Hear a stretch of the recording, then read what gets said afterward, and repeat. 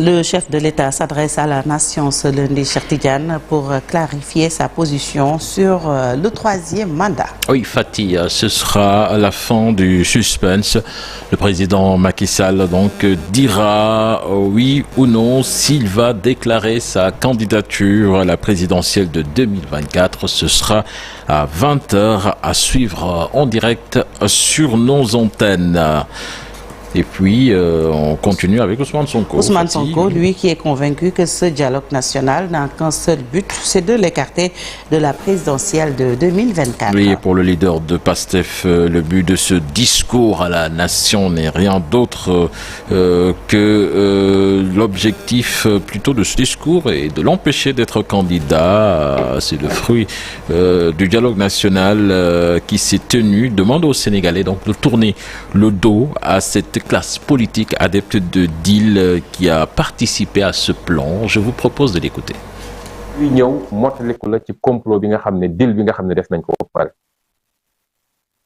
Il dit qu'il va s'adresser à la nation ce lundi.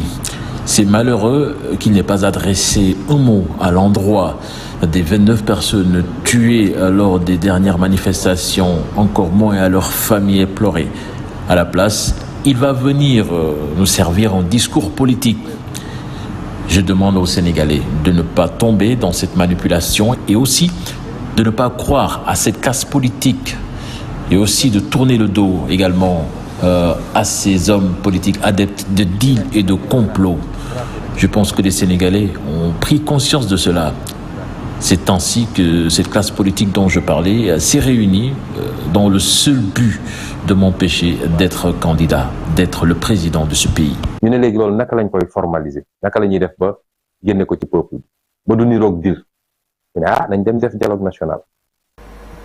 Thierno Bocoum, lui également demande au chef de l'État de renoncer à cette troisième candidature pour la stabilité du pays.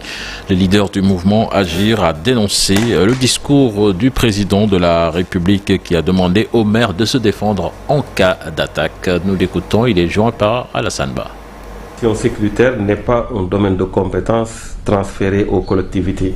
Il ne revient pas aux maires, aux présidents de conseils départemental d'assurer la sécurité des populations. Donc cette déclaration du président de la République est un précédent dangereux. Il n'avait pas à faire une telle déclaration. La sécurité est du domaine de l'État central. Nous considérons qu'il était dans un environnement où c'est le chef de l'État qui était présent. Le protocole le montre très clairement, de même que ces invités qui sont venus avec leur écharpe pour montrer qu'ils jouissent d'une légitimité populaire, qu'ils sont des élus du peuple. Mais tout ça s'explique par le fait qu'il y a une confusion entre les deux casquettes. La casquette de chef de l'État et la casquette de chef de parti. Le président de la République a parlé en tant que chef de parti et nous pensons que c'est une déclaration qu'il fallait éviter. Aujourd'hui, la balle est dans son camp. S'il veut vraiment renforcer la sécurité dans notre pays, nous lui demandons humblement de respecter sa parole, de ne pas être candidat à l'élection présidentielle de 2024. Nous pensons que c'est une occasion qui lui est offerte de permettre une stabilité dans notre pays, de renforcer la démocratie. Par contre, à Matam, certains en redemandent après Orkadiéré et Agbam. Des apéristes de Nguénar se sont retrouvés à Ogo pour exiger la candidature de Macky Sall en 2024. En Assemblée générale, ces populations disent que ces réalisations ont positivement impacté sur leur vie. Des détails avec Ali Bandelian. À moins de 24 heures de sa très attendue adresse à la nation, les apéristes de la grande commune de Ogo se veulent plus que déterminés. Les partisans de l'ancien ministre de la Justice, Maître Malick Sall, qui brandissent les nombreuses réalisations en cours, prônent la continuité avec le président Macky Sall. Tous les militants, à tous les Sénégalais, de ne pas avoir peur de dire que nous sommes avec le président de la République. Parce que son bilan est éloquent, son bilan parle par lui-même. Nous ne devons pas avoir peur. Aujourd'hui, on sait que cette opposition qui est là, elle est sans argument, elle ne propose rien. ils sont juste là pour dire non au troisième mandat. Et on sait tous que juridiquement, la candidature du président de la République est indiscutable. Donc pour cela, il n'y a même pas débat. Donc n'ayez pas peur. Derrière Maître Malick Sall, on va gagner les élections de 2024, Inch'Allah. En ce début d'hivernage où les paysans s'activent autour des activités agricoles, les partisans de Malick Sall se réjouissent des 100 milliards de francs alloués par le chef de l'État pour booster les productions agricoles. Le président de la République a lancé un grand programme de 100 milliards pour l'agriculture. Et nous savons que la région de Matam fait partie de la vallée qui est en réalité bien exploitée, à la capacité de nourrir toute la population du Sénégal. Je ne parle pas seulement de... C'est pourquoi nous lançons un appel solennel au président de la République, effectivement, qu'il appuie les populations algériennes. Il est très possible d'atteindre la souveraineté alimentaire si nous sommes renforcés en engrais, si nous nous renforçons dans tous les intrants possibles, si nous sommes renforcés en matériel agricole. C'est un appel au nom des amis de Maître Malick Sall et au nom de Maître Malick Sall. Nous avons l'espoir que le président de la République va appuyer fortement les agriculteurs. Après les élus de Horkadjéré dans le département de Kanel et les notabilités coutumières et religieuses des Agnam, les apéristes du Nguénar qui se sont retrouvés à Ogo en Assemblée générale exigent tout bonnement une candidature de Macky Sall à la présidentielle de 2024.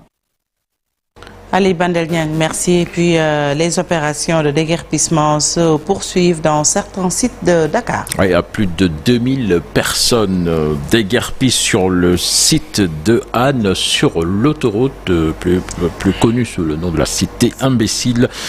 Des opérations qui entrent dans le cadre de la sécurisation dans le département de Dakar.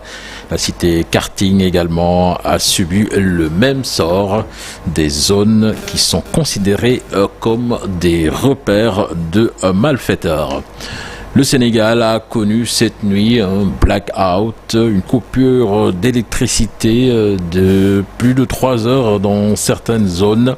La Sénélec, dans un communiqué, soutient que cela fait suite à un incident sur la centrale de Guina au Mali qui a entraîné donc la perte du réseau interconnecté. Et puis Fatih, pour boucler, direction Tamar, c'est dans la commune de Diama, région de Saint-Louis, l'envahissement des oiseaux granivores qui inquiètent les populations. Des centaines d'hectares sont menacés dans cette partie nord de la région de Saint-Louis. Les producteurs de riz appellent à l'aide au Sénudiop Abibsek. Dans le village de Tamar, situé dans la commune de Diama, les rizières sont envahies par les oiseaux granivores.